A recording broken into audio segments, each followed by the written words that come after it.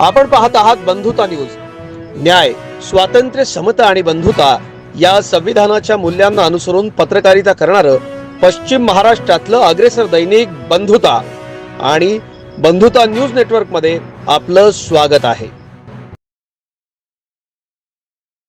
सांगली लोकसभा मतदारसंघाच्या निवडणुकीच्या निकालावरून पुन्हा एकदा एक पैज लागली आहे।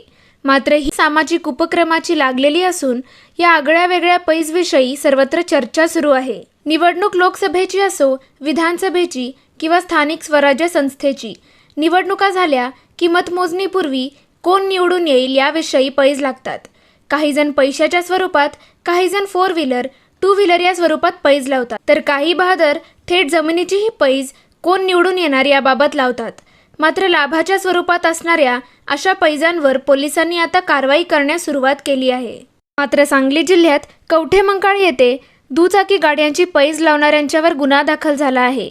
मात्र सांगली जिल्ह्यात पुन्हा एकदा पैज लागली आहे। ही पैज पैशाची किंवा वस्तूची नसून सामाजिक बांधिलकीची आहे।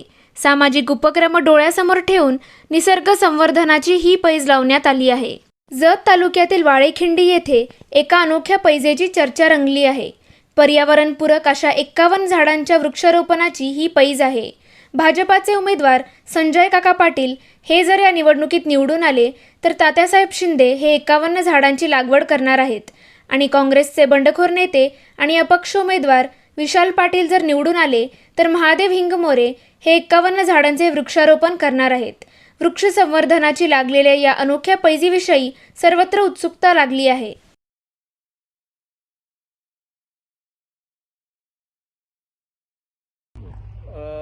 अप्रो फाउंडेशनच्या वतीनं वाळेखिंडीमध्ये एक आगळी वेगळी पैज लागलेली आहे की येणाऱ्या लोकसभेमध्ये जो खासदार होणार आहे, जर संजय काका जर झाले तर तात्यासाहेब शिंदे यांनी 51 झाडे असं या पद्धतीनं झाडं लावायची आहेत आणि जर विशाल पाटील निवडून आले तर मी स्वतः महादेव इंगमिरे अशी झाडे 51 लावून देण्यात येणार आहेत।